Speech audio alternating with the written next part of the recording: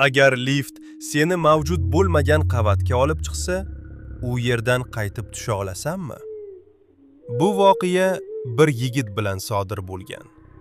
U kechasi ishidan qaytayotgandi. Ko'p qavatli binoga kirdi. Hamma joy jim. Lift eshigi ochiq edi. U ichkariga kirdi. 5-qavat tugmasini bosdi. Lift eshigi yopildi va asta harakatlana boshladi. 1, 2, 3. Hammasi normal edi. Lekin lift to'xtamadi. 6, 7, 8. U hayron bo'ldi, chunki u 5 ni bosgandi. Lift ichidagi chiroq miltillay boshladi. Ekranda raqamlar tez o'zgarardi. 9, 10, 11, so'ng 13. U qotib qoldi.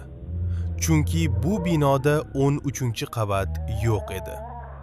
Lift eshigi sekin ochildi. U tashqariga qaradi. Qorong'i koridor. Hech qanday ovoz yo'q. Lekin uzoqdan kimningdir qadam ovozi eshitildi. Tak, tak, tak.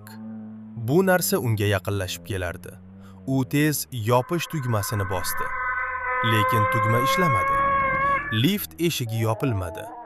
Qadam ovozi to'xtadi va qorong'udan kimdir chiqdi. Lekin uning yuzi yo'q edi. Lift birdan yopildi va pastga tushdi. 12, 11, 10.